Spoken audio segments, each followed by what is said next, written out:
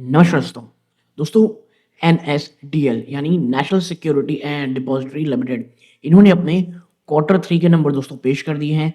Number कैसे रहे, इसी पे आज हम यहाँ पे चर्चा करेंगे। याद रखिएगा, नंबर्स जो आपको यहाँ पे शो किए जाएंगे वो दोस्तों लैक्स में होंगे। ओके, तो थोड़ी परेशानी हो सकती है ना। एक एक करके आइए चर्चा करते हैं। सबसे पहले बात कर लेंगे क्या, रेवेन्यू फ्रॉम ऑपरेशन की। कितना रहा है ये है 359.63 करोड़, जो एक साल पहले 362.55 करोड़ थी। ठीक है, पिछले क्वार्टर में आप देखोगे तो ये 400 करोड़ से भी थोड़ा ऊपर थी। अब अदर इनकम में नजर डालोगे 34.71 करोड़ रुपीस है, जो एक साल पहले 28.66 करोड़ थी और पिछले क्वार्टर में 32.17 करोड़ थी।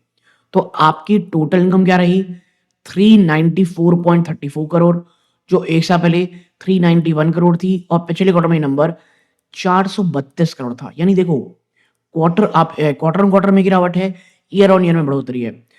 और देखो, ये जो बिजनेस है ना, ये ऐसा बिजनेस नहीं है जिसे आपको ईयर ऑन ईयर बहुत देखना चाहिए।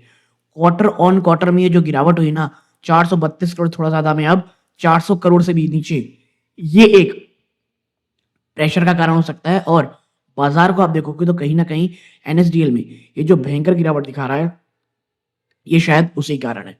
बट देखते हैं, ये तो टॉप लाइन में प्रेशर है, क्या बॉटम लाइन, क्या खर्चों ने स्थिति संभाली है। एम्प्लॉय बेनिफिट एक्सपेंस 50 करोड़ की रही है मात्र, जो पिछले क्वार्टर में 44.63 करोड़ थी और एक साल पहले 34.29 करोड़। परफेक्ट मैं कहूंगा बढ़ोतरी है, एक डिसेंट बढ़ोतरी है जैसी होनी चाहिए ग्रोथ की कंपनी में। फिर डेप्रिसिएशन मॉडिफिकेशन एक्सपेंस 13.41 करोड़ है, एक साल पहले ये 9.33 करोड़ थी, तो यहाँ पे 30% ज्यादा का जंप है। पिछले क्वार्टर में ये नंबर 11 करोड़ से थोड़ा ऊपर था।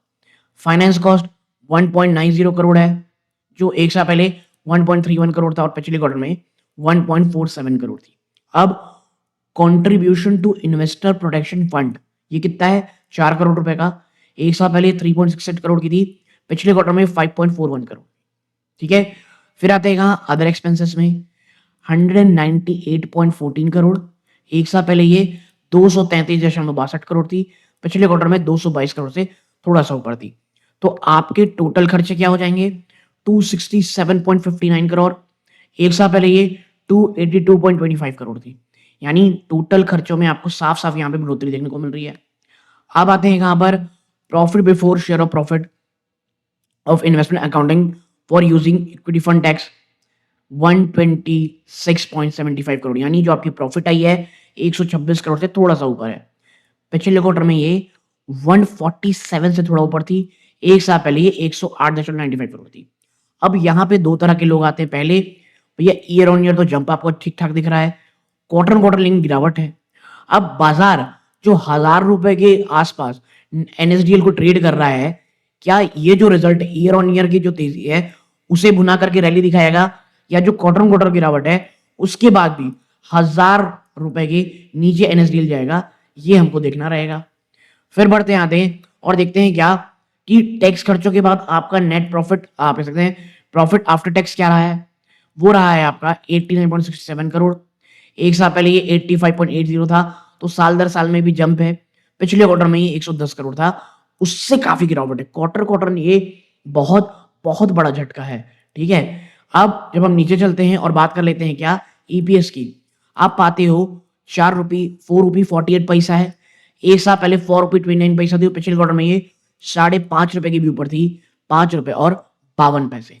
तो जैसा मैंने कहा, अब बाजार क्वार्टर ऑन क्वार्टर की गिरावट को देखेगा या ईयर ऑन ईयर में जो बढ़ोतरी है उसे देखेगा। ओके, बट ये तरह कंसोलिडेटेड नंबर, अब किस सेगमेंट ने कितना कंट्रीब्यूट किया है, इसके लिए हम नीचे चलते हैं। देखिए, नंबर फिर लैक में है, ध्यान दीजिएगा।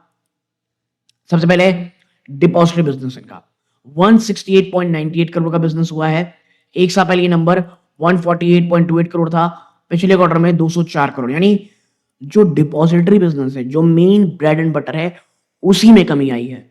ठीक है, तो शायद बाजार को ये बिल्कुल भी अच्छा ना लगे कि जो मेन बिजनेस है उसमें गिरावट है। फिर डेटाबेस मैनेजमेंट सर्विसेज 19 करोड़ रुपए और 65 लाख रुपए, 19 करोड़ 65 लाख रुपए, ये एक साल पहले 19 करोड़ 68 लाख था। ठीक है, पिछले क्वार्टर में नंबर 19 करोड़ 34 लाख रुपीस थी। यानी जो डेटाबेस बिजनेस है, वो चाहे ईयर ऑन ईयर हो, क्वार्टर ऑन क्वार्टर हो, वो ऑलमोस्ट स्टेबल है, फ्लैट है, ना इसने कोई तेजी दिखाई ना गिरावट दिखाई। फिर बैंकिंग सर्विसेज 170 करोड़ से थोड़ा ऊपर है, जो एक साल पहले 194 करोड़ 58 लाख था। पिछले क्वार्टर में नंबर 176 करोड़ 55 लाख था। तो बैंकिंग सर्विस में भी ईयर ऑन ईयर में गिरावट है, क्वार्टर ऑन क्वार्टर में भी थोड़ी बहुत गिरावट है। तो ये तो रहा top line revenue. Bottom line क्या रहा, कितनी कमाई हुई? आपने 82.31 करोड़ कमाया, जो एक साल पहले 75 करोड़ से थोड़ा ऊपर था। और पिछले क्वार्टर में तो ये नंबर 108 करोड़ से ऊपर था। यानी डिपॉजिटरी बिजनेस आप देखोगे तो वाकई में एक बड़ा हिट लेता आपको दिखाई दे रहा है। और जैसा मैंने पहले कहा, ये ब्रेड एंड बटर है, तो गिरावट की क्षमता शायद ज्यादा हो। फिर डेटाबेस मैनेजमेंट सर्विस आपने मात्र 3 करोड़ कमाया है, जहां एक साल पहले आपने 5 करोड़ से थोड़ा सा ऊपर कमाया था। ठीक है। फिर जब हम देखते हैं आगे, आप यहां पाते हो कि जो क्वार्टर ऑन क्वार्टर है, पिछले क्वार्टर में नंबर 4 करोड़ 64 लाख रुपए था, तो वहां से भयंकर गिरावट। अब बैंकिंग सर्विस ने आपको 8.5 करोड़ से थोड़ी सी ऊपर की, आप कह सकते हैं 8 करोड़ 57 लाख रुपीस की यानी प्रॉफिट कमा के दी है। एक साल पहले ये मात्र 94 लाख रुपीस था। ठीक है। यानी एक चीज तो साफ है कि बैंकिंग सर्विस से ईयर ऑन ईयर में शानदार जंप, क्वार्टर ऑन क्वार्टर जहां 4 करोड़ था उसमें जंप। तो बैंकिंग सर्विस जिस प्रकार के आप कह सकते हो मार्जिन प्रोड्यूस कर रहा है, वो सबसे अच्छे रहे हैं। लेकिन जो मेन बिजनेस है वो अभी में आपको दबाव देखने को मिल रहा है। ओके नाउ, अब देखते हैं क्या कंपनी की मैनेजमेंट ने कुछ और चीजें बातें कही हुई हैं। तो हम ऊपर चलते हैं। तो जी नहीं, प्राइमा फेसिया तो यही दिखता है कि कंपनी ने कुछ भी ऐसी बातें कही नहीं है जो हमको देखनी चाहिए। ओके हाँ, ये जो नंबर है, कई लोग बोलते हैं स्टैंड अलोन की भी चर्चा होनी चाहिए। तो देखो, स्टैंड अलोन जो नंबर है, जो कंपनी का कोर बिजनेस कहलाता है, आप साफ साफ देख रहे होंगे यहाँ पर जो टोटल इनकम आई है रेवेन्यू फ्रॉम अदर इनकम मिला के 198.69 करोड़, क्योंकि ये नंबर भी करोड़ में है। पिछले क्वार्टर में 250 करोड़ से थोड़ा ऊपर थी। एक साल पहले नंबर 172.23 करोड़ थी। फिर हम देखते हैं क्या कि भाई खर्चे किस प्रकार के रहे हैं। तो टोटल खर्चे आपको दिखेंगे 86.95.6 करोड़, एक साल पहले 73 करोड़ से थोड़ा ऊपर था। तो आपका प्रॉफिट बिफोर टैक्स क्या रहा? 111 करोड़ रुपए, 111 करोड़ एंड 73 लाख। पिछले क्वार्टर में नंबर 154.14 करोड़ था, एक साल पहले नंबर 99 करोड़ रुपीस था। ठीक है। और जब हम टैक्स खर्चे देखते हैं तो आपका नेट प्रॉफिट ऑफ टैक्स क्या आता है? वो आता है 77 करोड़ 88 लाख। पिछले क्वार्टर भाई साहब ये 120 करोड़ से भी ऊपर था। और इसीलिए मैं बार बार कह रहा हूं कि ये क्वार्टर क्वार्टर में ना कोई स्लाइटली गिरावट नहीं है, बल्कि एक ह्यूमंगस फॉल है। और year on year 77 crore 47 lakh से थोड़ी सी बढ़ोतरी हुई है इसमें। और जब हम ये चल के देखते हैं कि at the end of the day what is the EPS, तो आपकी जो ईपीएस निकल के आई है 3.89 रुपीज। एक साल पहले ये 3.87 रुपीज था, और पिछले क्वार्टर में 6 रुपए से थोड़ा सा ऊपर थी। तो दबाव ब्रेड बटर में बार बार है। ये नंबर क्या बाजार को अच्छे लगेंगे, ये तो हमको कल देखना पड़ेगा। यहां तक जुड़े रहे, बहुत बहुत धन्यवाद। ये इस वीडियो का अंत है। जय हिंद।